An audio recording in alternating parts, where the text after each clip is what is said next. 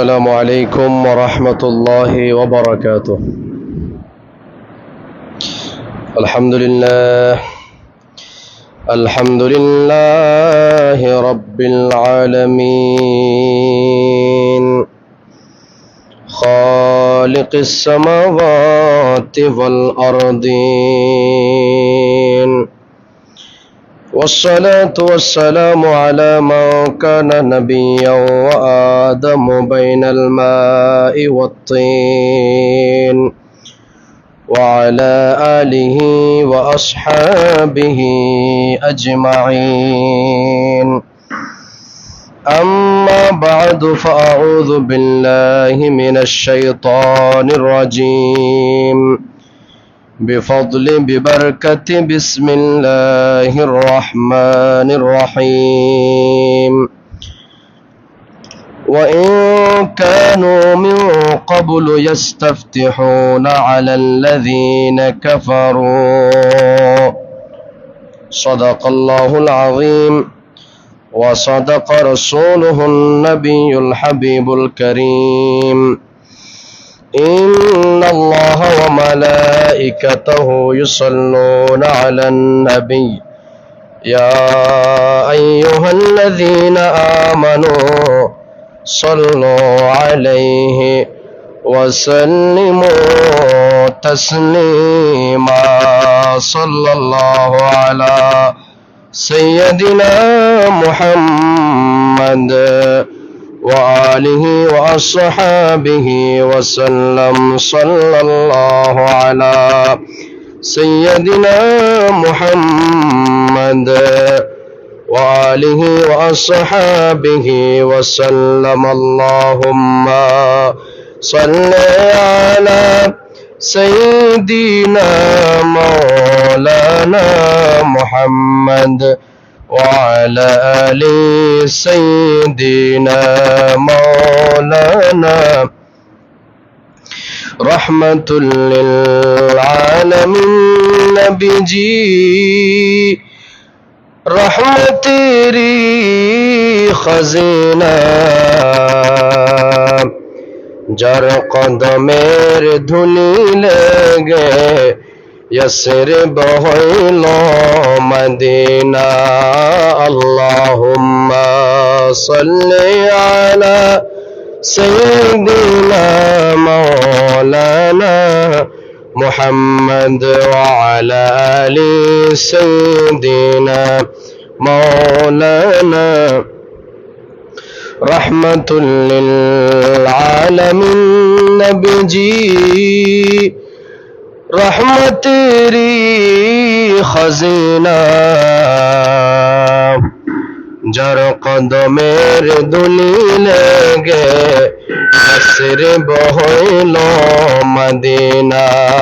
اللہم صلی علی سیدنا مولانا محمد وعلى آل سيدنا مولانا محمد. প্রভু যদি দয়া করে নসিব করত মদিনা, ঘুরে ঘুরে দিতাম সালাম নবীজির পাক রাজায়. আল্লাহুম্মা সাল্লি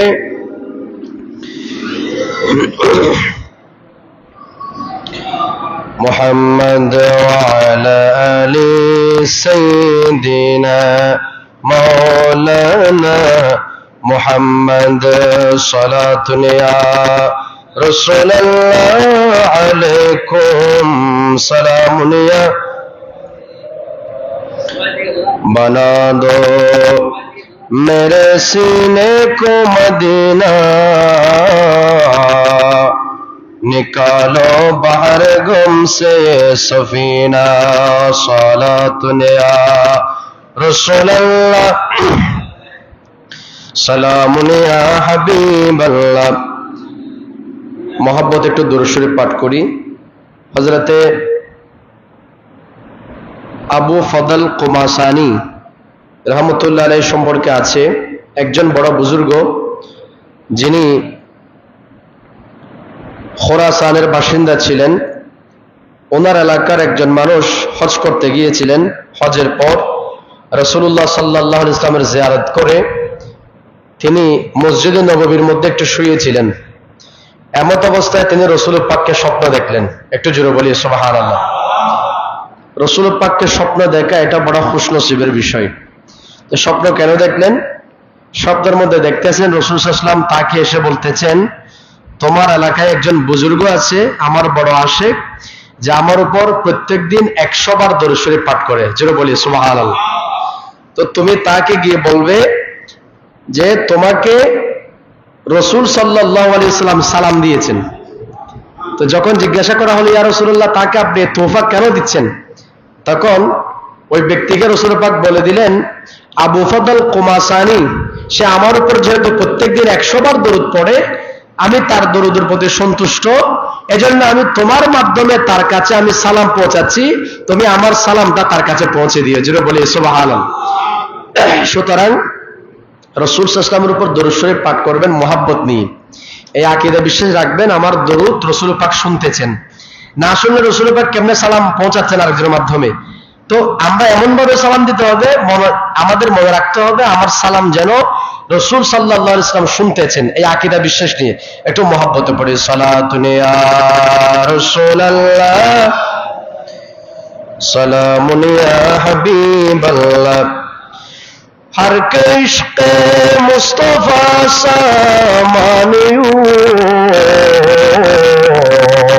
सामानियोस्त, बहर बरदर गोशैदा मानियोस्त, सलातुन या रसूलल्लाह अलैकुम सलामुन या हबीबल्लाह, सल्ले अला रसूलिना सल्ले अला मुहम्मदिन, सल्ले अला हबीबिना सल्ले अला।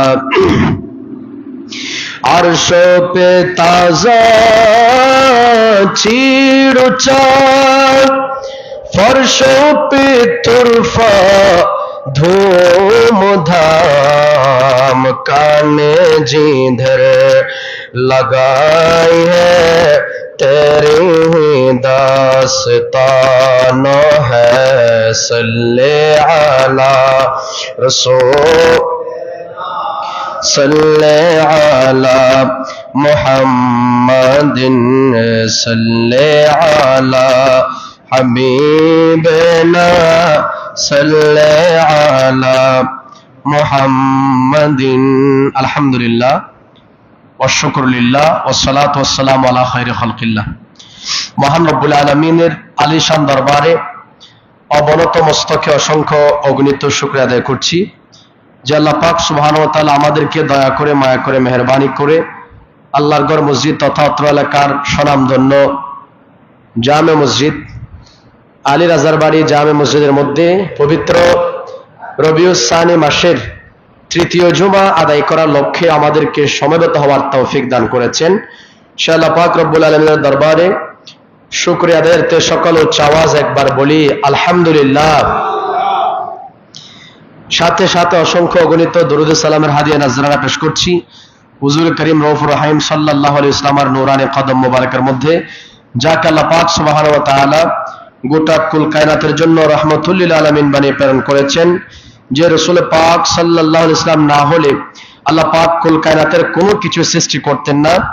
যার উসিলায় আল্লাহ পাক এই কুল কায়নাত সৃষ্টি করেছেন, যার উসিলায় আল্লাহ পাক এই গোটা ধরাধামকে সৃষ্টি করে আমাদেরকে শ্রেষ্ঠ উম্মতে পরিণত হওয়ার সুযোগ করে দিয়েছেন, যে রাসূলের উসিলায় সেই রাসূল পাক সাহেবুল আওলাদ সাল্লাল্লাহু আলাইহি ওয়াসাল্লামের নূরানি কদম মোবারকের মধ্যে আমাদের দরুদ ও সালামের হাদিয়া যেন আল্লাহ কবুল করেন, সকলে বলি আমিন। পবিত্র কোরআনুল কারীম সূরা বাকারা শরীফের 89 নম্বর আয়াতের অংশ বিশেষ আপনাদের সামনে তেলাওয়াত করেছি। এর আলোকে খুবই অল্প সময়ের মধ্যে আমি আমার আলোচনায় তেটার চেষ্টা করব। আল্লাহ পাক সুবহানাহু ওয়া তাআলা আমাদের সকলকে আজকের আলোচনা মোতাবেক জীবন গঠন করার তৌফিক দান করেন, সকলে বলি আমিন। সময় বেশিক্ষণ নেব না। আমি নিজেও আজকে 2-3 দিন যাবত একটু সর্দি, কাশি, অসুস্থতার মধ্যে আছি। তারপরও চেষ্টা করব যতক্ষণ সময় কথা বলবো আল্লাহ রসুল, আল্লাহ এবং তার প্রিয় রসুল সাল্লাল্লাহু আলাইহি ওয়াসাল্লাম এবং বিশেষ করে গোসল পাকের মাস, গোসল পাকের নজরে করমে আল্লাহ পাক সুবহানাহু ওয়া তাআলা আমি সহ যারা অসুস্থ আছেন সকলকে আল্লাহ পাক শিফা দান করবেন, সেই উদ্দেশ্য নিয়ে দাঁড়িয়েছি। এবং আমি আজকে বিষয় নির্ধারণ করেছি, ওসিলা নিয়ে কিছু কথা বলবো। আউলিয়া কেরাম, আম্বিয়া কেরাম এবং নেক আমল, এগুলোর ওসিলা, আল্লাহর কাছে এগুলোর ওসিলা দিয়ে ফরিয়াদ করা, এটার গুরুত্ব সম্পর্কে কিছু কথা বলার জন্য মনস্থ করেছি। আল্লাহ পাক যতক্ষণ কথা বলবো আমাকে সত্য বলার, আপনাদেরকে সত্য শ্রবণ করার তৌফিক দান করুন, সকলে বলি আমিন। সময় সংক্ষেপ যেহেতু আমি লম্বা কথায় যাব না। প্রথমে যে আয়াতের অংশ বিশেষ তেলাওয়াত করেছি তার অনুবাদ করে আমি আমার আলোচনায় ঢুকবো। আল্লাহ পাক সুবহানাহু ওয়া তাআলা ইরশাদ করছেন, ওয়া কানু মিন ক্বাবলু ইস্তাফতিহুনা আলাল্লাযিনা কাফারু। আমার নবী দুনিয়াতে তশরিফ আনার পূর্বেও যারা অন্য অন্য ধর্মের অনুসারী ছিল, ইহুদি খ্রিস্টান যারা ছিল, তারা যখন কোনো বেদিনের বিরুদ্ধে যুদ্ধ করতে যেত, আমার নবীর উসিলায় তারা দোয়া করত, আমার নবীর উসিলায় আল্লাহ তাদেরকে বিজয় দান করত। জোরে বলেন সুবহানাল্লাহ। তখন আমার নবী দুনিয়ার মধ্যে তশরিফ আনেন নাই, নবীর দুনিয়াতে তশরিফ আসার আগে। এরকম অনেক ঘটনা আছে, ইনশাআল্লাহ আমি ধারাবাহিকভাবে যাব। আমি শুধুমাত্র কোরআন শরীফ থেকে একটা আয়াত আপনাদেরকে শোনালাম, যেটা হচ্ছে সূরা বাকারা শরীফের 89 নম্বর আয়াত। সূরা বাকারার 89 নম্বর আয়াতের অংশ বিশেষ। আল্লাহ বলছেন, ওয়া কানু মিন ক্বাবলু ইস্তাফতিহুনা আলাল্লাযিনা কাফারু। এরা হচ্ছে রাসূল পাক সাল্লাল্লাহু আলাইহি ওয়াসাল্লামের পূর্বের ওই সমস্ত লোক যারা আমার নবীর উসিলায় দোয়া করে কাফেরদের বিরুদ্ধে বিজয় লাভ করত। জোরে বলেন সুবহানাল্লাহ। তো এরপরে কি হলো? বলে ফালাম্মা জাআহুম মা আরাফু কাফারু বি। আমার নবী যখন তাদের নিকট তশরিফ এনেছেন, মা আরাফু, এই নবী তাদের কাছে পরিচিত, সবাই নবীকে চিনত। কেন? আমার নবী কিরকম হবেন, আমার নবীর আওসাফ, আমার নবীর বৈশিষ্ট্য, আমার নবীর সবকিছু আল্লাহ আগে অন্যান্য কিতাবের মধ্যে বর্ণনা করে দিয়েছেন। এজন্য প্রত্যেক আহলে কিতাব যারা ছিল তারা জানতো আমার নবী কিরকম, আমার নবীর অবয়ব কিরকম হবে, চেহারা মোবারক কিরকম, কথা কিরকম, আমার নবীর চোখ মোবারক কিরকম, চুল মোবারক কিরকম, জুলফ মোবারক কিরকম, সবকিছু তারা জানতো। তা আল্লাহ সে কথার ডিক্লার দিচ্ছেন, ফালাম্মা জাআহুম, যখন সেই নবী, পরিচিত নবী তাদের কাছে আসলো। কেমন নবী? বা আরাফু, যে নবীকে তারা সবাই চিনত, বলে কাফারু বি, তারা সেই নবীকে অস্বীকার করেছে। জোরে বলেন না নাউযুবিল্লাহ। তাহলে নবীকে চেনার পরও কিছু মানুষ নবীকে কি করেছে? অস্বীকার করেছেন। এটা হচ্ছে বাস্তবতা। তো আমাদের দেশেও এরকম কিছু মানুষ আছে যারা ছাত্রদেরকে বুখারী শরীফ পড়ায়, তিরমিজি শরীফ পড়ায়, মুসলিম শরীফ পড়ায়, আবু দাউদ শরীফ পড়ায়, নাসাই শরীফ পড়ায়, ইবনে মাজাহ শরীফ পড়ায়, হাদিসের বিভিন্ন কিতাব ছাত্রদেরকে তালিম দিচ্ছেন, কোরআন শরীফেরও তালিম দিচ্ছেন। কিন্তু সবচেয়ে বড় কথা, আমরা যে কোরআন পড়ে, যে হাদিস পড়ে রাসূল পাকের শানের আলোচনা করছি, তারা আবার একই কোরআন, একই হাদিস পড়ে নবীর শানে বেয়াদবি করতেছে। জোরে বলেন না নাউযুবিল্লাহ। এটার সাথে তাদের একটা মিল আছে। আল্লাহ বলছেন, আমার নবীর সম্পর্কে সমস্ত আওসাফ তারা জানতো, এমনকি আমার নবীর উসিলায় দোয়া করে তারা যুদ্ধের মধ্যে বিজয় লাভ করত। সেই নবী যখন তাদের কাছে চলে আসে, তারা সেই নবীকে অস্বীকার করেছে। অনুরূপ আমাদের মধ্যে অনেক এরকম বক্ত নবীর উম্মত আছে যারা নবীর উম্মত দাবি করে বুখারী শরীফ, মুসলিম শরীফ, তিরমিজি শরীফ পড়ায়, এগুলো পড়ে তারা নবীর শানে বেয়াদবি করতেছে। জোরে বলি না নাউযুবিল্লাহ। তাহলে কাফেরের সাথে তাদের সাথে সম্পর্ক এখানে। তা আল্লাহ কি বলে দিয়েছেন? ফালানাতুল্লাহি আলাল কাফিরিন। অতঃপর যারা অস্বীকারী, যারা কাফের, নবীর সম্মানকে যারা সহ্য করতে পারে না, তাদের উপর আল্লাহর লানত। জোরে বলি না নাউযুবিল্লাহ। তাহলে যারা নবীকে মুহাব্বত করে, নবীকে ভালোবাসে, নবীর কথা মতো চলে, নবীকে দেখার জন্য, নবীর উপর দরুদ পড়ার জন্য, নবীর উপর মুহাব্বত রাখার জন্য যারা দিনরাত পরিশ্রম করে, কষ্ট করে, তাদের উপর আল্লাহর রহমত, আর যারা নবীর বিরোধিতা করে, নবীকে সহ্য করতে পারে না, নবীর শান মান শুনলে যাদের জ্বালাতন হয়, যারা এটা সহ্য করতে পারে না নবীর শান মান, আল্লাহ বলছেন তাদের উপর লানত। জোরে বলি না নাউযুবিল্লাহ। তো এখন কি আমরা লানতের দিকে যাব নাকি রহমতের দিকে যাব? তো রহমতের দিকে যেতে হলে কি লাগবে? নবীর মহব্বত লাগবে। যে নবীকে মহব্বত করতে পারবে না, তার উপর আল্লাহর রহমতও আসবে না। আল্লাহ আমাদেরকে তৌফিক দান করুন, সকলে বলে আমিন। কথা সংক্ষেপ, আর দীর্ঘায়িত করবো না। আমি আয়াতের অনুবাদটা আপনাদেরকে শোনাই দিলাম। এরপর আমি একটু সামান্য আলোচনা করব। আল্লাহর প্যারা রাসূল সাল্লাল্লাহু আলাইহি ওয়াসাল্লাম দুনিয়াতে তাশরীফ আনার পর, আপনারা জানেন 40 বছর পর্যন্ত রাসূল পাক সাল্লাল্লাহু আলাইহি ওয়াসাল্লাম কোনো দাওয়াত এলান করেন নাই। তবে একটা কথা মনে রাখতে হবে, এখানে আমাদের দেশে যারা আমাদের বিরুদ্ধে মানুষ আছে, আমাদের বিপক্ষের লোক, তারা বলে রাসূল নবুয়ত লাভ করেছেন 40 বছর বয়সে। জোরে বলি না নাউযুবিল্লাহ। একথা আমরা বারবার বলি, নয়। রাসূলকে আল্লাহ নবুয়ত কখন দিয়েছেন? যখন আল্লাহ হযরত আদমকে সৃষ্টিও করেন নাই। জোরে বলেন সুবহানাল্লাহ। এটা হচ্ছে আমাদের আকীদা বিশ্বাস এবং রাসূল পাকের হাদিসে পাক থেকে এটা প্রমাণিত। এই আলোচনা অনেকবার হয়েছে, জন্য আমি সেদিকে যাচ্ছি না। আমার কথা হচ্ছে, রাসূল পাক সাল্লাল্লাহু আলাইহি ওয়াসাল্লাম যখন নবুয়তের এলান করেছেন মক্কা শরীফের মধ্যে, তখন আমার নবী দ্বীনের এলান, প্রথমে দ্বীনের এলান করেছেন যারা নিকটাত্মীয় ছিলেন তাদের কাছে করেছেন। হযরত খাদিজাকে করেছেন, হযরত সিদ্দিক আকবরকে করেছেন, মওলা আলী শের খুদাকে করেছেন, রাসূল পাকের নিকট আত্মীয় যারা আছেন তারা সবাইকে করেছেন। এরকম করতে করতে এক পর্যায়ে রাসূল পাক বিভিন্ন মানুষকে দ্বীনের দাওয়াত দিতে শুরু করলেন। যারা বিভিন্ন জায়গা থেকে মক্কা শরীফে আসতো, রাসূল পাক তাদেরকে দ্বীনের দাওয়াত দিতেন। তো এরকম হতে হতে হলো কি, একবার একজন কবিলার সর্দার, একটা কবিলার নাম হচ্ছে কবিলায়ে বনু জুহাল, কবিলায়ে বনু জুহাল, হা দিয়ে, আবার এটা জিমও না, একটা রাল হালাম, আবার জিম হালাম হলে এটা আবার অজ্ঞতা মূর্খতা, এটা নয়। এখানে কবিলায়ে বনু জুহুল বা জুহাল, এই কবিলার কিছু মানুষ মক্কা শরীফে এসেছিল তাদের সর্দার সহ। তো রাসূল পাক বললেন সিদ্দিক আকবরকে, ও আবু বকর সিদ্দিক, তুমি তো ইসলাম ধর্ম গ্রহণ করেছো, এবার একটু কষ্ট করে যাও, কিছু মানুষ দূর থেকে এসেছে, তাদের কাছে তুমি এই দ্বীনের দাওয়াতটা একটু পৌঁছে দিয়ে আসো। জোরে বলেন সুবহানাল্লাহ। তাহলে ইসলাম দ্বীন ধর্ম এটা শুধু নিজের জন্য নয়, নিজেকে যেমন বাঁচতে হবে, এলাকাবাসী আত্মীয় স্বজন আল্লাহর সৃষ্টি জগতের মধ্যে যাদের কাছে সুযোগ হয় দ্বীনের দাওয়াত পৌঁছানোর, তাদের কাছে এই দ্বীনের দাওয়াতটা পৌঁছাতে হবে। তো রাসূল পাক সিদ্দিক আকবরকে বললেন, যাও তার কাছে দ্বীনের দাওয়াত পৌঁছাও। সেই ব্যক্তির কাছে যখন গেলেন, সেই ব্যক্তি, এটা মুজামুল কবির শরীফের মধ্যে হাদিস শরীফ এসেছে, তিনি তার কাছে গিয়ে বললেন, আমি আপনার কাছে ইসলামের দাওয়াত নিয়ে এসেছি, আপনি একটু ইসলামের দাওয়াতটা কবুল করেন। সেই ব্যক্তি বলতে লাগলেন, আমি এখন বর্তমানে একটা কবিলার সাথে যুদ্ধের মধ্যে রত আছি, তার সাথে যখন যুদ্ধ শেষ হয়ে যাবে তখন আমি এটা নিয়ে চিন্তা করব। এখন আপাতত আমি কোন নতুন ধর্মের মধ্যে যাওয়ার আমার কোনো মন মানসিকতা নেই। সিদ্দিক আকবর অনেক বুঝালেন, বললেন, ইনি এমন নবী যে নবীর উসিলে আল্লাহ কুল কায়নাত সৃষ্টি করেছেন, এই নবী না হলে কোনো কিছু হতো না। আপনি যদি এই নবীর উপর ঈমান আনতে পারেন, তাহলে দেখবেন আল্লাহ পাক আপনার সকল সমস্যা দূর করে দিবেন। একটু জোরে বলি না সুবহানাল্লাহ। আচ্ছা, দরুদ পড়েন, সালাতুন ইয়া রাসূলুল্লাহ।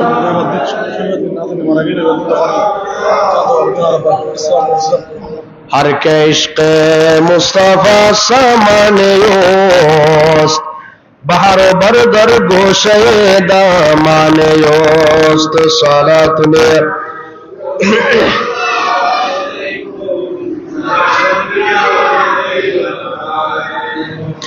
তো এখন কি বললাম, রাসূল পাক সাল্লাল্লাহু আলাইহি ওয়াসাল্লামের পক্ষ থেকে সিদ্দিক আকবর তাদেরকে কি দিলেন? দাওয়াত দিলেন। এখন ওই কবিলার সর্দার বলতেছে কি, আমি এখন আপাতত গ্রহণ করতে পারবো না, আমার সাথে এক কবিলার সাথে কি চলতেছে, যুদ্ধ চলতেছে, যুদ্ধ শেষ হোক তারপরে দেখা যাবে। তো তিনি দাওয়াত গ্রহণ করেন নাই, চলে গেলেন। চলে যাওয়ার পর তাদের নির্ধারিত দিনের মধ্যে যুদ্ধ শুরু হবে। তো যুদ্ধ শুরু হওয়ার মুহূর্তে তার মনে হলো, তিনি আমাকে যে দাওয়াতটা পৌঁছালেন, যে নবীর নাম হচ্ছে মুহাম্মদ সাল্লাল্লাহু আলাইহি ওয়াসাল্লাম, বলে এই নামটা তো শুনতেও মনে হচ্ছে যে বরকতময় নাম, এবং এই নামের কথা আমরা অনেক আগে থেকে শুনে আসতেছি, শেষ জামানায় একজন নবী আসবেন যার নাম হবে আহমদ। তো এই নামের জিকিরটা আমরা আগে থেকে শুনতেছি।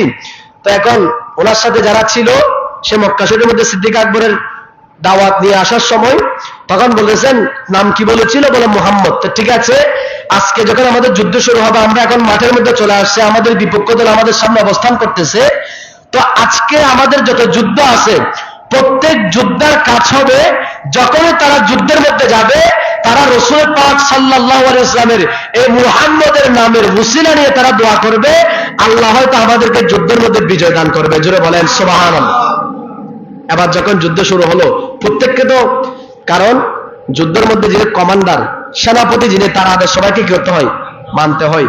তো সেনাপতি যখন বললেন যে সবাই যুদ্ধের সময় কি পড়বা, মুহাম্মদ নামের উসিলা নিবা, তো কিতাবের মধ্যে আসতেছে মুজামুল কবির শরীফের মধ্যে হাদিস এসেছে, তিনি বলছেন রাসূল পাক সাল্লাল্লাহু আলাইহি ওয়াসাল্লামের হাদিসের মধ্যে উল্লেখ হয়েছে সেই যুদ্ধের মধ্যে যখন তারা কাফেরের বিরুদ্ধে তাদের অন্য গোত্রের বিরুদ্ধে যখন তারা যুদ্ধের মধ্যে নামলো, তারা প্রত্যেকে দোয়া করতেছে, আল্লাহ মুহাম্মদ নামের উসিলায় আমাদেরকে বিজয় দান করো। ঠিকই দেখা গেল এই নামের উসিলায় পুরো কষ্ট ছাড়া আল্লাহ তাদেরকে আজিমুস শান বিজয় দান করে দিয়েছেন। যেটা বলেন সুবহানাল্লাহ। এই খবর আবার আমার নবীর কাছে আসছে, আমার নবী বললেন বিনুসিরু, তাদেরকে আল্লাহ সাহায্য করেছেন অন্য কোনো কারণে নয়, আমি নবীর নাম নেওয়ার কারণে আল্লাহ তাদেরকে যুদ্ধের মধ্যে জয়লাভ দিয়েছেন। যারা বলেন সুবহানাল্লাহ। এখন আমাদের দেশের মধ্যে অনেকে উসিলাকে হারাম বলে, উসিলা মানাকে বেদাত বলে। তো উসিলা মানাকে যদি বেদাত বলে, তো রাসূল পাক বললেন বিনুসিরু, আমার কারণেই, আমার দ্বারাই আল্লাহ তাদেরকে সাহায্য করেছেন, সহযোগিতা করেছেন, তাদেরকে বিজয় দেওয়া হয়েছে। তো রাসূল পাকের কারণে তো রাসূল পাক নিজেই স্বীকৃতি দিলেন, মুজামুল কবিরের মধ্যে এই রিওয়ায়াত এসেছে। আপনারা যদি বলেন যে উসিলা নিলে এটা বেদাত হয়ে যাবে, সুতরাং বোঝা যায় রাসূল পাকের কথার সাথে আপনাদের কথা মিলে না। আমাদের প্রশ্ন জাগে, আসলে আপনারা কাদের কথা শুনে, কাদের কথা অনুযায়ী আপনারা দিন ধর্ম পালন করতেছেন, এটা আমাদের বড় একটা প্রশ্ন। সবচেয়ে বড় কথা, এটা আমরা আগেও বলেছি, আজকে আবারও বলছি, যারা এক সময় আমাদেরকে আহলুস সুন্নাত ওয়াল জামাতের আমরা যারা মাজার জিয়ারত করতাম, আমাদেরকে কি বলতো? সবাই বলেন মাজার পূজারি বলতো না? তো মাজার পূজারি বলতে বলতে এটা তো আমাদের বুঝের একটা অপবাদ। তো একটা কথা হচ্ছে, যদি কেউ কাউকে অপবাদ দেয়, তো সে যদি সে অপবাদের উপযুক্ত না হয়, একদিন না একদিন আল্লাহ তাকে সেটা দ্বারা বেইজ্জত করবেন। আজকে হয়েছে কি, আমরা করতাম মাজার জিয়ারত আল্লাহর ওলির, সে জিয়ারতকে যারা পূজা বলেছে, আল্লাহ তাদেরকে মন্দিরের পূজারি বানিয়ে দিয়েছে। জোরে বলেন না নাউযুবিল্লাহ। সবচেয়ে বড় কথা, যদি একটা ভিডিও আসলো চোখের সামনে, দেখলাম যে ওই যে একটা ফকির ভিক্ষা করে, একটা হাসির ঘটনা, এদের সাথে একটা মিলে যায় দলের সাথে। আমি আপনারা একটু বোঝার জন্য বলতেছি। দুজন মানুষ বসে আছে, একজন মুসলমান একজন হিন্দু। তো সে যখন হিন্দুর কাছে গিয়ে কি করতেছে, ভিক্ষা করতেছে, প্রথমে মুসলমানের কাছে গেছে, তো মুসলমানের কাছে ভিক্ষা করার সময় নাচ পড়তেছে কি, বরদ জোলি মেরি তাজদারে মদিনা লোট কর ময়না যাऊंगा খালি। এরকম অনেক ভিক্ষুক আছে, নাচ পড়ে মানুষের থেকে ইয়া নেওয়ার জন্য। তো দুজন মানুষ বসে আছে, একজন মুসলমান একজন হিন্দু। তো মুসলমানের কাছে গিয়ে বলতেছে কি, বরদ জুলি মেরি তাজদারে মদিনা। তো মুসলমান খুশি হয়ে তাকে টাকা দিল। পাশে হিন্দু বসে আছে, এখন তার কাছে গিয়ে হাত জোর করে বলে রাম রাম করতেছে। জোরে বলেন না নাউযুবিল্লাহ। এই যে এখন ছিল মুসলমানের বেশ, এক মুহূর্তে বেশ পাল্টাই ফেলল, কেন? ও টাকা পয়সার জন্য।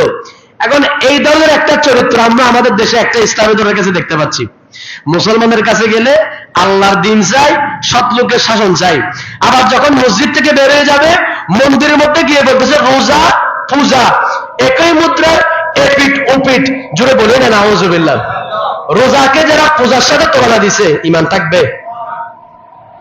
আরে আজীবন আল্লাহর প্যারা রাসূল দুনিয়ার মধ্যে আসছেন এই মূর্তি পূজাকে বন্ধ করার জন্য। খানে কাবার মধ্যে 360 মূর্তি ছিল, আমার নবী সব মূর্তি বের করে দিয়েছেন, আর তারা এখন সেখানে পূজা মণ্ডপের মধ্যে গিয়ে একেবারে বীর দর্পে তারা সেখানে পূজা করতেছে। জুড়ে বলি না নাউযুবিল্লাহ। তো যারা এরকম ইসলামের লেবাসে ইসলামী নাম দিয়ে পূজা অর্চনা করতেছে, আপনারা কি মনে করেন তাদের দ্বারা দেশের মধ্যে ইসলাম কায়েম হবে? ইসলাম কায়েম হবে যেন, ইসলাম যা কায়েম ছিল এগুলো সব ধ্বংস হবে। তো আল্লাহ এই জন্য এই সমস্ত যারা আল্লাহ এবং আল্লাহর ওলির শানে বেয়াদবি করে, তাদের ব্যাপারে আল্লাহ তো আগেও বলেছেন, হাদিসে কুদসির মধ্যে আছে, মান আদালি ওয়ালিয়ান ফাকাদ আযানতু বিল হারবি, যে আমার কোন ওলির সাথে শত্রুতা পোষণ করবে, আল্লাহ বলছেন আমি তার বিরুদ্ধে যুদ্ধ ঘোষণা করলাম। তো এটা তো তারা যখন আল্লাহর বিরুদ্ধে যুদ্ধ করছে, কিরকম যুদ্ধ? আল্লাহ বলছেন আলা ইন্না আউলিয়া আল্লাহি লা খাউফুন আলাইহিম ওয়া লা হুম ইয়াহজানুন, আমার যারা ওলি আছে তাদের সাথে তোমরা কথা বলতে হুঁশিয়ার, সাবধান, কারণ তাদের দুনিয়াতেও ভয় নেই, আখিরাতেও ভয় নেই। তো তারা যখন আল্লাহর ওলির সামনে বেয়াদবি করেছে, আল্লাহ বলছেন তোদের বেয়াদবের শাস্তি হচ্ছে তোদেরকে আমি মূর্তির সামনে গিয়ে মূর্তি পূজা করাবো। জোরে বলি না নাউজুবিল্লাহ। এখন যারা এরকম আল্লাহ ওলির সামনে বেয়াদবি করছে, এখন তারা কোথায়? ওই মন্দিরের মধ্যে গিয়ে রোজাকে পূজার সাথে তুলনা দিচ্ছে। জোরে বলি না নাউজুবিল্লাহ। একটা বুটের জন্য মানুষের নিচে কেমনে নামতে পারে? ওই যে ফকির যেমন মুসলমানের কাছে গিয়ে বদ্ধজুলি পড়তেছে, হিন্দুর কাছে গিয়ে রাম পড়তেছে, কি জন্য? ধান্দা, কিছু টাকা কামানোর জন্য। তো একই চরিত্র আমাদের দেশের ইসলামী দলের কাছে চলে আসছে। আল্লাহ এই ধরনের কাযযাব থেকে আমাদের দেশবাসীকে, মুসলিম উম্মাহকে আল্লাহ হেফাজত করুন, সকলে বলে আমিন। কথা লম্বা করবো না, আমি বলছিলাম কিসের কথা? উসিলার কথা। তা আমার নবীর উসিলার কারণে আগে যেমন আল্লাহ পূর্ব অন্যান্য উম্মতকে আল্লাহ বিজয় দান করেছেন, অনুরূপ ভাবে আমার নবীর জীবদ্দশায় যে কেউ আমার নবীর উসিলা দিয়ে দোয়া করেছেন, আল্লাহ আমার নবীর উসিলায় তাদেরকে যুদ্ধের মধ্যে জয় দান করেছেন। যারা বলেন সুবহানাল্লাহ। যুদ্ধের মধ্যে বিজয় দান করেছেন, এটা আমার নবীর শান। আমার নবীর উসিলা দিয়ে দোয়া করলে আল্লাহ দোয়া কবুল করেন। এখন তো আমরা উসিলা তালাশ করি না, উসিলা তালাশ করাটাকে আমরা অপরাধ মনে করি। আমরা বলি যে আমরা কেন উসিলা ধরবো? তো দুনিয়ার ক্ষেত্রে উসিলা আবার মানি, বলে উপরে দোতলা ওঠার জন্য সিঁড়ি লাগবে, এটা তো উসিলা মাধ্যম। তারপর আপনার গাড়িতে ওঠার জন্য আমি যদি দূরে কোথাও সফর করি তাহলে টিকিট লাগবে, টাকা লাগবে, ভাড়া লাগবে, এগুলো বুঝি। দূরে যেতে হলে আমাকে যানবাহন লাগবে, এগুলো বুঝি। কিন্তু যখন আল্লাহর কাছে কোনো একটা ফরিয়াদ করতে আসি তখন বলি না, এগুলো মানা যাবে না, এগুলো নিষেধ। এখন বলতে গেলে অনেক সময়ের ব্যাপার, আমি এই জন্য কিছু আপনাদেরকে বিশ্লেষণ করে বোঝানোর প্রয়োজন ছিল, কিন্তু সময়ের সংক্ষেপ আমি বোঝাতে পারবো না। তো একটা আয়াতও পড়বো ইনশাআল্লাহ, এর আলোকে কিছু কথা বলবো। এর আগে আরেকটা কথা আপনাদেরকে শোনাই।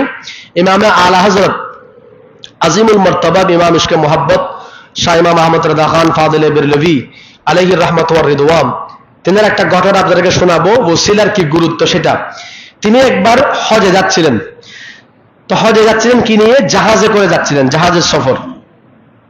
আপনার একটু মনোযোগ লাগবে, একটু কথা বলিয়েন না, আমার আসলে কষ্ট হচ্ছে কথা বলতে। আমার এই জন্য মাইন্ডও আজকে কাজ করতেছে না, যেহেতু অসুস্থতার কারণে। তা আপনারা যদি আবার পার্শ্ব আলাপ করেন আমার মাইন্ড একেবারে চলে যাবে। এটা একটু মনোযোগটা লাগবে, আমি শেষ করবো, বেশিক্ষণ সময় নেবো না, একটু খেয়াল করেন। আলা হযরত কোথায় যাচ্ছেন বলছিলাম? সফরে যাচ্ছেন। তো সফরে যাচ্ছেন কি নিয়ে? জাহাজ নিয়ে। তখন তার এরকম প্লেন ছিল না, পানির জাহাজে করে যাচ্ছিলেন। তো যাওয়ার পথে তারা একটা অঞ্চলের মধ্যে গিয়ে জাহাজকে মঞ্জিল করলেন, থামলেন। সেখানে তারা 10 দিন অবস্থান করেছেন। কয়দিন? তো যেখানে অবস্থান করেছেন ওই এলাকাটা ছিল আপনার তুর্কিদের অধীনস্থ। তো তুর্কিরা বড় আশিকের রসুল ছিল। এখনো পর্যন্ত তুর্কির মধ্যে যে সমস্ত আপনার ইসলামের নিদর্শন আছে এগুলো তুর্কিরা করেছিল। ইয়ার মধ্যে মদিনা শরীফের মধ্যে, মক্কা শরীফের মধ্যে। এখন তো যে সরকার বর্তমান আছে এরা তো আমেরিকা যেরকম বলে সেরকম, আমেরিকার দালাল। এখন এগুলো বলতে গেলে আমাদেরকে অনেক মানুষ খারাপ মনে করবে, অথচ আমাদের দেশে অনেকে ইসলাম খুঁজে থেকে সৌদি আরব থেকে। বলে সৌদি আরবে কোনো মাজার নাই, সব মাজার বাংলাদেশে। মাজার ছিল, আপনি 100 বছরের ইতিহাস দেখেন, 100 বছর পূর্বের ইতিহাস, গত 100 থেকে একটু ধরেন 105 বছর আগের ইতিহাস দেখেন। 105 বছর আগের ইতিহাস দেখবেন, সালতানাত ছিল তুর্কিদের হাতে। সেখানে তুর্কিরা যখন মদিনা শরীফ নির্মাণ করেছেন, রাসূল পাক সাল্লাল্লাহু আলাইহি ওয়াসাল্লামের রওজা শরীফের ব্যানার যখন তারা করতেছেন, আপনারা মসজিদ নির্মাণ করছেন, এই যে টাইলস লাগাইছেন, তো যেখানে মনে করেন একটু সামান্য এদিকে ফিট করতে হবে, এটা কাটতে হয় না। তো তাদের সময়ের মধ্যে রাসূল পাক সাল্লাল্লাহু আলাইহি ওয়াসাল্লামের যখন তারা এই মদিনা শরীফের মসজিদ নববী শরীফ যখন কাজ করতেছিলেন, এই কাজ করার সময় যখন করে এই কাটতে হতো, এটাকে যখন তাদেরকে ফিট করতে হতো, তারা কি করতো? মাপটা নিয়ে মদিনা শরীফ থেকে দূরে উহুদের পাহাড়ের সেদিকে চলে যেতেন, গিয়ে সেখান থেকে সেটা কাটসাট করে সমান করে সেটা এসে এখানে ফিট করতেন। তো জিজ্ঞাসা করা হলো আপনারা এরকম কেন করেন? বলে আল্লাহ তো কোরআনে বলেছেন লা তারফাউ আসওয়াতাকুম ফাওকা সাউতিন নবী, রাসূল পাক সাল্লাল্লাহু আলাইহি ওয়াসাল্লামের আওয়াজের উপর যাতে তোমাদের কারো কণ্ঠস্বর না উঠে, বড় না হয়।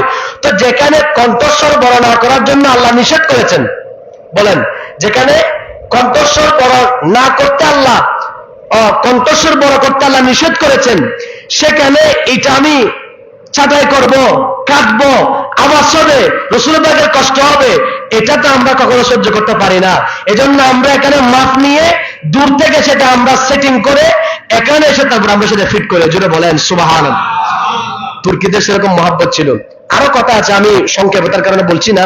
এরকমও বর্ণনা আছে ইতিহাসের মধ্যে পাওয়া যায় যে যখন তুর্কিরা যখন মসজিদে নববী নির্মাণ করতেছেন, তখন তাদেরকে এমন ভাবে নির্মাণ করার জন্য বাছাই করা হয়েছে, প্রত্যেকজন কারিগর যারা মদিনা শরীফে কাজ করেছেন এরা প্রত্যেকজন কোরআনের হাফেজ ছিলেন। সুবহানাল্লাহ বলেন। বলে একটা ইট লাগিয়েছেন, একটা ইট লাগানোর পর একবার তারা খতমে কোরআন পড়েছেন। সুবহানাল্লাহ। ওইভাবে রাসূল পাকের নিজেরা কাজ করেছেন। এখন তো বর্তমানে যারা আছে এরা বেদাত ফতোয়া দেওয়া। আজকে আপনারা দেখতেছেন না, ইসরায়েলেরা ফিলিস্তিনের উপর দিনের পর দিন হামলা করতেছে। সৌদি আরবের অবদানটা কি? সৌদি আরব ফিলিস্তিনের পক্ষে কি জিনিসটা করেছেন আমাকে বলেন। কাতার কি করেছে? দুবাই কি করেছে? মিশর কি করেছে? জর্দান কি করেছে? তো এগুলো তো সব বলে আমরা আরব রাষ্ট্র, তো নামে কি আরব বলা হবে? বিশেষ করে সৌদি আরব তারা যেগুলো শুরু করেছে, যেমন প্রথমে তারা ক্ষমতায় এসে প্রথম যে কাজ করেছে, সমস্ত সাহাবায়ে কেরাম যাদের মাজার ছিল, বিশেষ করে হযরতে উম্মাহাতুল মুমিনিন হযরতে মা খাদিজাতুল কুবরা রাদিয়াল্লাহু তাআলার মাজারও ছিল মক্কা শরীফের মধ্যে, তারা সেটা একেবারে বুলডোজার দিয়ে ভেঙে দিয়েছে। এগুলো তো ইতিহাস। এরকম অনেক বর্ণনা আছে, তারা একটা মাজারও কি রাখে নাই, সেখানে রাখে নাই, বুলডোজার দিয়ে ভেঙে দিয়েছে। আর আমাদের দেশে এখানে এসে বলতেছে যে মাজার এগুলো সৌদি আরব নাই, তোমরা কোত্থেকে পাইলা? এই জন্য আমি যেটা বলতে চেয়েছিলাম, ইমাম আলা হযরত যখন সফরে যাচ্ছেন, কোথায় একটা স্থানের মধ্যে অবস্থান করছেন, জায়গার নাম ছিল কামরান।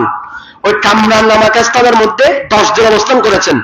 তো তুর্কিরা তাদের অনেক সেবা যত্ন করেছে, যেহেতু হাজি, তা হাজিদেরকে সেবা করা এটা তুর্কিরা গনিমত মনে করত, এটা তাদের জন্য সৌভাগ্যের কারণ মনে করত। তারা অনেক খেদমত করলো।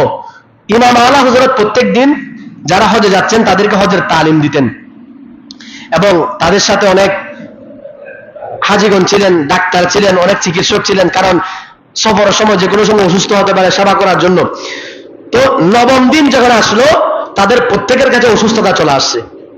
ইমাম আলা হযরত সহ সবাই পেরেশান হয়ে গেলেন যে এখন আমরা হজে যাওয়ার সময় এই মুহূর্তে যদি আমরা ডাক্তারদেরকে বলি আমরা অসুস্থ, তাহলে ডাক্তাররা তো আমাদেরকে এখন সফর করতে দিবেন না। এদিকে হজের সময় হজটা তো নির্দিষ্ট সময় করতে হয়, আমরা যদি নির্দিষ্ট সময় পৌঁছতে না পারি তাহলে আমরা হজও করতে পারবো না। সবাই পেরেশানের মধ্যে পড়ে গেছেন। এখন সবাই চিন্তা করছেন আমরা এখন কি করব, ডাক্তারদেরকেও তো এই কথা বলা যাবে না। তো ইমাম আলা হযরত বলছেন ঠিক আছে, তোমরা চিন্তা করিও না, একটু অবস্থান করো, এখানে যেখানে জাহাজ নোঙ্গর করা হয়েছে আমি আশেপাশে একটু যাই, গিয়ে দেখি তোমাদের জন্য একটু আমি কি ব্যবস্থা করতে পারি। ইমাম আলা হযরত জাহাজ থেকে নামলেন, নেমে সোজা একদম নির্জন এলাকার দিকে চললেন। সেখানে গিয়ে আল্লাহর ইবাদত করলেন, ধ্যানে বসলেন, আল্লাহর কাছে ফরিয়াদ করলেন, গৌসে পাকের ওসিলা দিয়ে দোয়া করলেন, আল্লাহ আমরা তো তোমার বাইতুল্লাহ শরীফের হজ করতে যাচ্ছি, তোমার নবীর জিয়ারত করতে যাচ্ছি, আমরা যদি যথাসময় পৌঁছতে না পারি তাহলে তোমার ঘরের তাওয়াফও করতে পারবো না, তোমার নবীর জিয়ারতও করতে পারবো না, এবং গৌসে পাকের মুসিলা দিয়ে তোমার কাছে ফরিয়াদ করছি, আমাদের জাহাজের মধ্যে যারা অসুস্থ আছে আমি সহ তুমি প্রত্যেককে সেবা দান করো। জোরে বলেন সুবহানাল্লাহ। কিতাবের মধ্যে আসতেছে, এটা মুলফুজাত আলা হযরতের মধ্যে আছে, ইমাম আলা হযরত এই 10 থেকে 15 মিনিট এর মধ্যে ফিরে আসেন, জাহাজের মধ্যে যারা অসুস্থ ছিল এক মুহূর্তে সবাই সুস্থ হয়ে গেছেন। জোরে বলেন সুবহানাল্লাহ। গোসল পাকের উসিলা দিয়ে দোয়া করেছেন। তো উসিলা যারা মেনেছেন তারা ফায়দা পেয়েছেন, তবে দোয়া করার জন্য সেরকম জবানও লাগবে, দোয়া উসিলা দেওয়ার জন্য সেরকম জাত লাগবে। আমরা তো উসিলা তালাশ করতে গেলে কত ধরনের ফতোয়া, এটা যেন না হয়। যাই হোক, আরেকটু কথা বলি। কোরআন পাকের মধ্যে আল্লাহ বলছেন ইয়া আইয়ুহাল্লাযীনা আমানুত্তাকুল্লাহা, ইয়া আইয়ুহাল্লাযীনা আমানু ইয়া আইয়ুহাল্লাযীনা আমানুত্তাকুল্লাহা ওয়াবতাগু ইলাইহিল ওয়াসিলা ওয়াজাহিদু ফি সাবিলি লাআল্লাকুম তুফলিহুন। আমরা প্রত্যেকে চাই আমরা একটু সফলতা লাভ করি, চাই না? তো সফলতা লাভ করার জন্য কি করতে হবে আল্লাহ এই আয়াতের মধ্যে শিক্ষা দিচ্ছেন। 3টা কথা আল্লাহ বলছেন। 1 নম্বর, ইয়া আইয়ুহাল্লাযীনা আমানু, হে ইমানদারগণ, ইত্তাকুল্লাহা, তোমরা আল্লাহকে ভয় করো। এটা নিয়ে গত জুমায় আলোচনা হয়েছে, এর আগের জুমাও কথা হয়েছে। তারপর আমি মুলাখাস বলতেছি। সর্বাবস্থা আল্লাহকে ভয় করা কিরকম? আপনি ব্যবসা করতে যাচ্ছেন, তাহলে ব্যবসার ক্ষেত্রে আল্লাহকে ভয় করা কি? আমি আমার ব্যবসার ক্ষেত্রে কোনো 2 নম্বরই করব না, কোন কাস্টমারকে আমি ধোঁকা দিব না, আমার মালের মধ্যে আমি ভেজাল করব না, মানুষ থেকে বেশি জুলুম করে টাকা নিব না। আপনি ব্যবসার মধ্যে সে নিয়ত করবেন, দ্বীনের জ্ঞান অর্জন করতে দেন, সেখানেও ভালো আপনার উদ্দেশ্য থাকতে হবে, ভালো নিয়ত থাকতে হবে। সফরে যাচ্ছেন, ভালো নিয়ত থাকতে হবে যে কোনো কাজের মধ্যে। এক নম্বর এই জন্য আল্লাহ বলছেন ইত্তাকুল্লাহ, সর্বাবস্থা আল্লাহকে কি করো, ভয় করো, এক নম্বর। দুই নম্বর আল্লাহ বলছেন ওয়াবতাগু ইলাইহিল ওয়াসিলা, তোমরা আল্লাহর কাছে কোনো কিছু চাওয়ার জন্য ওসিলা তালাশ করো। জোরে বলেন সুবহানাল্লাহ। তাহলে ওসিলা তালাশ করার জন্য আল্লাহ পাক সুবহানাহু ওয়া তাআলা নিজেই কোরআন পাকের মধ্যে বলে দিয়েছেন তোমরা আল্লাহর কাছে কিছু চাওয়ার জন্য কি করো, ওসিলা তালাশ করো। এরপরে কি ওয়াজাহিদু ফি সাবিলি, তোমরা এক নম্বর আল্লাহকে ভয় করবা, দুই নম্বর ওসিলা তালাশ করবা, তিন নম্বর সেই জিনিসটার জন্য খুব বেশি চেষ্টা করবা। ওয়াজাহিদু ফি সাবিলি, আল্লাহর রাস্তায় তোমরা খুব চেষ্টা করো, খুব কোশিশ করো। চেষ্টা করো মানে শুধুমাত্র আমি কি করলাম, মনে করেন আমার পরীক্ষার ক্ষেত্রে আমি আল্লাহকে ভয় করতেছি, ভয় কি আমি নকল করব না, তাহলে এটা আল্লাহর ভয়। কারণ আমি যখন আসতেছি আমি ইনসাফের সাথে পরীক্ষা দিব, আমি নকল করব না। তারপরে দুই নম্বর কি ওসিলা তালাশ করা, তা ওসিলা কি আমার খাতাও আছে, কলমও আছে, সব আছে। এখন কি তিন নম্বর মধ্যে হচ্ছে ওয়াজাহিদু ফি সাবিলি, তা আল্লাহ বলে তুমি চেষ্টাও করো। এখন আমি চেষ্টা করলাম না, খাতাও আছে, কলমও আছে, সব আছে, আল্লাহর ভয়ও আছে, কিন্তু আমি কলম নিয়ে বসে আছি, তাহলে কি আমি পরীক্ষা পাশ করব? লিখতে হবে কিনা? তো লিখাটা হচ্ছে চেষ্টা করা। তা আল্লাহ এক আয়াতের মধ্যে তিনও কথা বলে দিয়েছেন, বান্দা যদি সফলতা চাও, এক নম্বর আল্লাহকে ভয় করতে হবে, দুই নম্বর ওসিলা তালাশ করতে হবে, তিন নম্বরের মধ্যে তোমার নিজেকে চেষ্টাও করতে হবে। এই তিনটা জিনিস যদি তোমার কাছে পাওয়া যায় তাহলে কি হবে, লাআল্লাকুম তুফলিহুন, তাহলে তোমার জীবনে সফলতা চলে আসবে। জুড়ে বলেন সুবহানাল্লাহ। সফলতার চাবিকাঠি কি এটা আল্লাহর কোরআন আমাদেরকে বলে দিয়েছেন, কিন্তু কথা হচ্ছে আমরা সেগুলো খুঁজে নিতে জানতেছি না। গেল। এরপরে এবার আসেন ওসিলার ব্যাপারে আরেকটু কথা এখানে অ্যাড করব। এখন ওসিলা, আমরা ওসিলা করতেছি, আবার অনেকে ওসিলার বিরোধিতা করতেছে। তো ওসিলা যারা বিরোধিতা করতেছে আমরা তাদের ব্যাপারে বলবো, আল্লাহর প্যারা রাসূল সাল্লাল্লাহু আলাইহি ওয়াসাল্লাম নিজেও তো ওসিলার কথা বলেছেন, ওসিলা শিক্ষা দিয়েছেন, এবং নিজেই নিজের ওসিলা দিয়ে নিজের চাচি হযরত উম্মুল ফাদল বিনতে হারিস রাদিয়াল্লাহু তাআলা আনহার জন্য আমার নবী দোয়া করেছেন। যখন হযরতে আলীর মা যখন কি হয়েছেন, হযরতে আলীর মা নাকি হযরতে আব্বাসের স্ত্রী সম্ভবত, তিনি যখন কি করেছেন, ইন্তেকাল করেছেন, রাসূল পাক সাল্লাল্লাহু আলাইহি ওয়াসাল্লাম ওনাকে যখন কবরে শোয়াচ্ছেন, নিজে কবরে শুয়েছেন, চাচির কবরে শোয়ার পর, না এটা হযরত আলীর মা উম্মুল ফাদল বিনতে হারিস, না আমার ভুল হচ্ছে, ভুল তথ্য না, আমি আবার বলছি, উনি হচ্ছেন হযরত আলীর মা, ওনার নাম ছিল ফাতেমা বিনতে আসাদ রাদিয়াল্লাহু তাআলা আনহা। কি নাম বললাম? ফাতেমা বিনতে আসাদ রাদিয়াল্লাহু তাআলা আনহা। তেনাকে যখন হযরতে রাসূল পাক সাল্লাল্লাহু আলাইহি ওয়াসাল্লাম কবরে দিবেন, এর আগে রাসূল পাক সাল্লাল্লাহু আলাইহি ওয়াসাল্লাম কবর মোবারকের মধ্যে শুয়েছেন। শোয়ার পরে রাসূল পাক দোয়া করেছেন। এগুলো সব কিতাবের মধ্যে আসতেছে, আমি সময়ের সঙ্গে বের কারণে আপনাদেরকে বলতেও পারতেছি না, যেহেতু টাইম আমাকে সাই দিচ্ছেন, আমাকে এখনই শেষ করতে হবে। তো রাসূল পাক সাল্লাল্লাহু আলাইহি ওয়াসাল্লাম আল্লাহর দরবারে সুপারিশ করলেন, দোয়া করলেন, আল্লাহ আমি আপনার কাছে দোয়া করতেছি আমার চাচি হযরতে ফাতেমা বিনতে হারিস রাদিয়াল্লাহু তাআলা আনহার জন্য আপনি আপনার নবীর উসিলায় আমার চাচিকে আপনি মাফ করে দেন। জোরে বলেন সুবহানাল্লাহ। তো রাসূল পাক নিজেই তো বলেছেন আপনার নবীর উসিলায় আমার চাচিকে আপনি কি করে দেন, মাফ করে দেন। তো রাসূল তো আমাদেরকে উসিলা শিক্ষা দিয়েছেন নবীর উসিলা নেওয়ার জন্য। আরেক কাজ আপনাদেরকে শোনাই, এটা বলে আমি শেষ করব, বাকি কথা থাকলে ইনশাআল্লাহ আগামী সপ্তাহে হবে, লম্বা করতে পারতেছি না, সময় শেষ। দেখেন রাসূল পাক সাল্লাল্লাহু আলাইহি ওয়াসাল্লাম নিজে শিক্ষা দিয়েছেন কাকে? রাসূল পাক সাল্লাল্লাহু আলাইহি ওয়াসাল্লাম দরবারে একজন অন্ধ ব্যক্তি আসলেন, অন্ধ সাহাবী হযরতে উসমান বিন হুনাইফ রাদিয়াল্লাহু তাআলা হাদিস বর্ণনা করতেছেন। তিনি বলছেন আমরা রাসূল পাক সাল্লাল্লাহু আলাইহি ওয়াসাল্লামের সামনে ছিলাম, এমত অবস্থায় একজন অন্ধ ব্যক্তি আসলেন, এসে বললেন ইয়া রাসূলুল্লাহ আপনি একটু আমার জন্য দোয়া করেন যাতে আল্লাহ পাক সুবহানাহু ওয়া তাআলা আপনার দোয়ার বরকতে আমার চোখগুলো ভালো করে দেন। জোরে বলেন সুবহানাল্লাহ। আচ্ছা আপনাদের কি বিশ্বাস রাসূল পাক দোয়া করলে কি চোখ ভালো করবেন না? তো এই বিশ্বাসটা আমাদের আছে, তো সাহাবায়ে কেরাম আরো বেশি ছিল না? তো তিনি সেজন্য এসেছেন। তবে দেখেন রাসূল পাক সাল্লাল্লাহু আলাইহি ওয়াসাল্লাম ওনার জন্য দোয়া করেন নাই, বরং দোয়া শিখিয়ে দিয়েছেন যাতে কিয়ামত পর্যন্ত রাসূলের যত উম্মত আসবে কারণ রাসূল পাক জানতেন, এই আমার অন্ধ সাহাবী, তুমি তো আমার কাছে এসেছো, আমি তোমার জন্য দোয়া করলে অবশ্য তোমার চোখ ভালো হবে, কিন্তু কিয়ামত পর্যন্ত আমার অনেক উম্মত আসবে, তারা কি করবে? তাদের জন্য আমি নবী এমন একটা পদ্ধতি শিখিয়ে দিচ্ছি, তুমি যেভাবে দোয়া করবা, তুমি যেমন লাভবান হবে, কিয়ামত পর্যন্ত আমার কোন উম্মত যদি সেভাবে দোয়া করতে পারে, আমি নবী সেই দোয়া শিখিয়ে দিচ্ছি, তারাও কিয়ামত পর্যন্ত উপকৃত হবে। জুড়ে বলেন সুবহানাল্লাহ। তা আমার নবী কি করলেন? আমার নবী ওই সাহাবীকে বললেন, এ সাহাবী, তুমি যাও, এটা হাদিস শরীফ আছে ইবনে মাজাহ শরীফের মধ্যে, আমি আমার লিস্টে কোনো কথা বলতেছি না, হাদিসের পাকের মধ্যে আছে, আপনারা মিলাই নেবেন। তো হযরত রাসূল আকরাম সাল্লাল্লাহু আলাইহি ওয়াসাল্লাম ওই সাহাবীকে বললেন, যাও তুমি আগে গিয়ে ভালো করে ওযু করো। এক নম্বরে কি বললেন? ভালো করে ওযু করো। দুই নম্বরের মধ্যে কি করবা? ওযু করার পর 2 রাকাত নফল নামাজ পড়বা। জোরে বলেন সুবহানাল্লাহ। আমরা মুসিবতে পড়ি, মুসিবতে পড়ার পর কোথায় নামাজ, কোথায় কি, এগুলোর আমাদের কোনো হিসাব থাকে না। কিন্তু অতীতের বুজুর্গানের দিন যে কোনো সময় কোনো মুসিবতের মধ্যে পড়েছেন, তারা নামাজ পড়ে আল্লাহর কাছে ফরিয়াদ করতেন। এবং রাসূল পাক সাল্লাল্লাহু আলাইহি ওয়াসাল্লাম যে কোনো সময়, যে কোনো বালা মুসিবতের সময় রাসূল পাক 2 রাকাত নফল নামাজ পড়তেন, তারপর আল্লাহর কাছে দোয়া করতেন।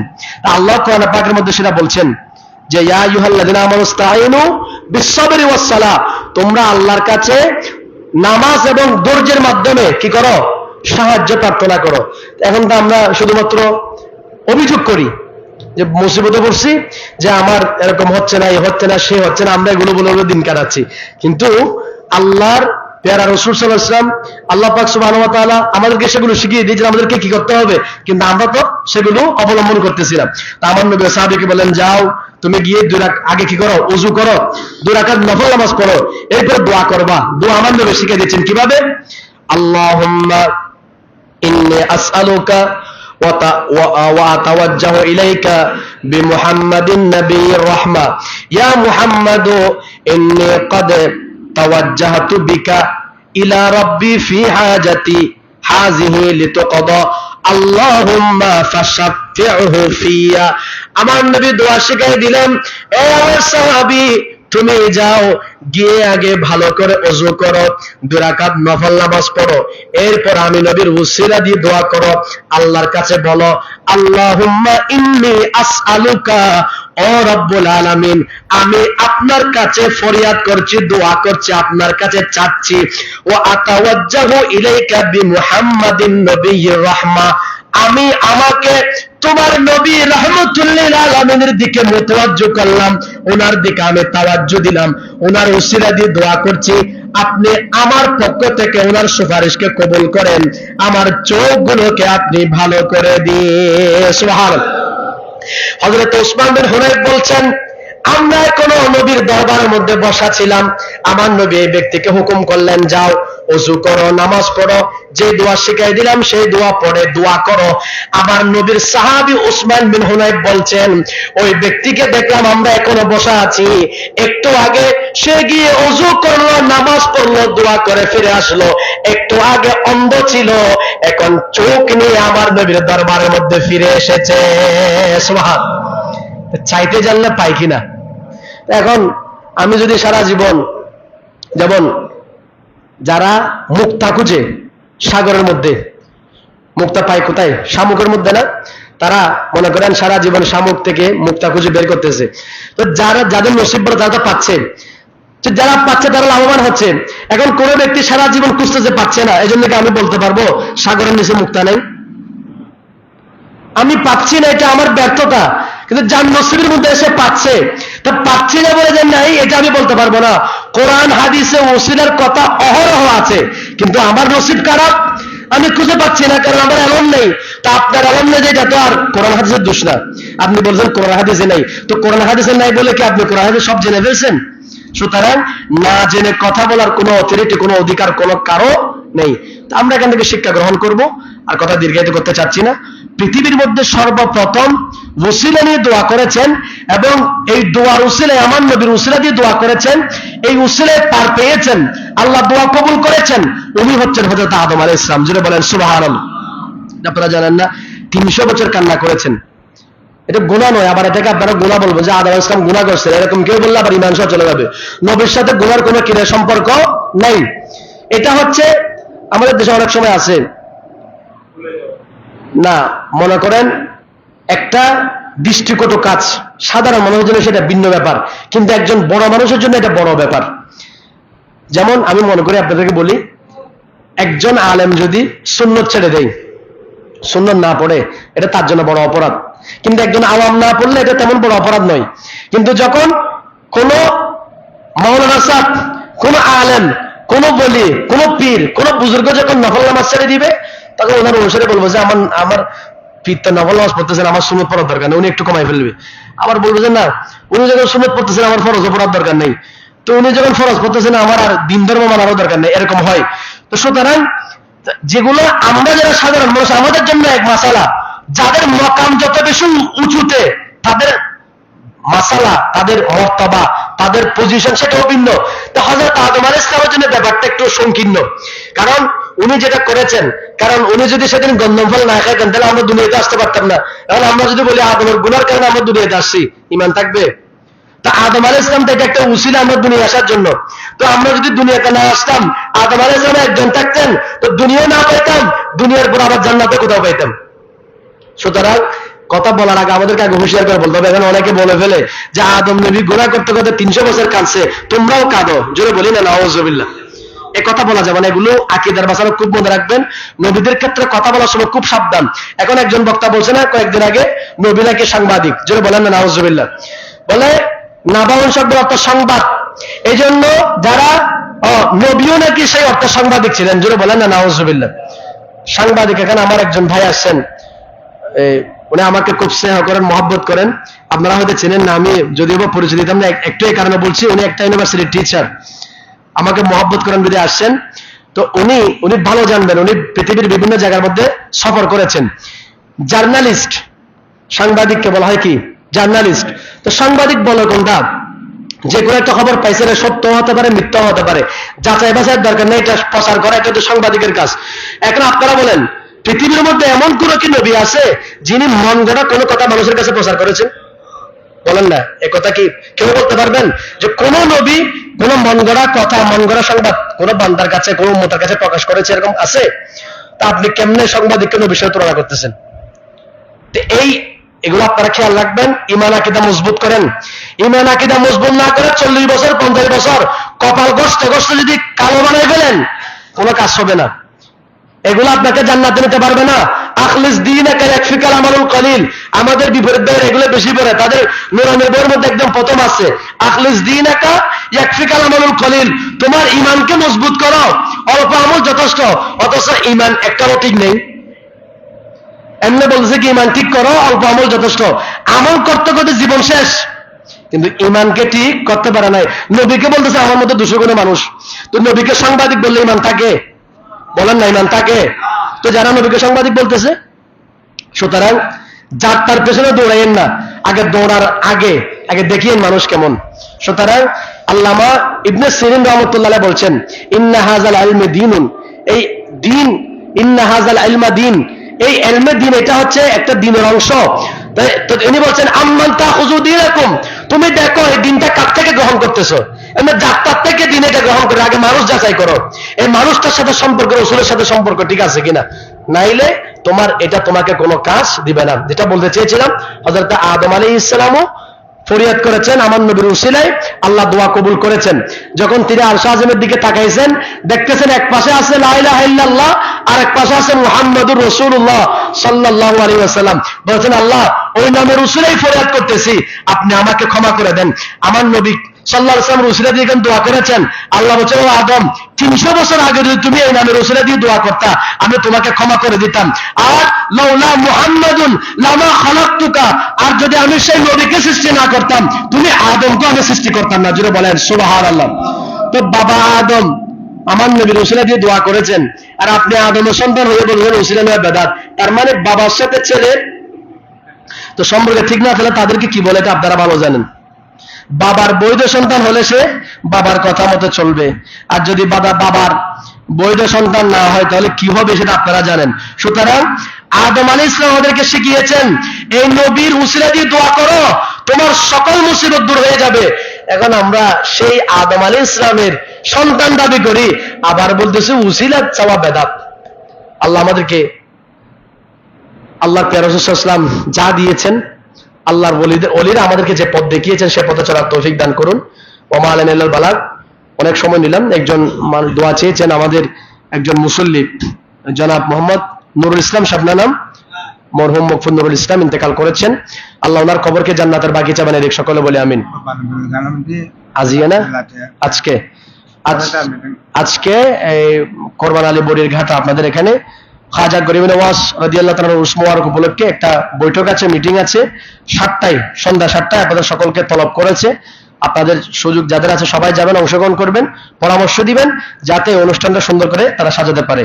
ওয়া মা আলাইনা ইল্লাল বালাগ। আসসালামু আলাইকুম ওয়া রাহমাতুল্লাহ। যারা সুন্নাত পড়েন নাই একটু তাড়াতাড়ি 4 রাকাত সুন্নাত আদায় করে নিন।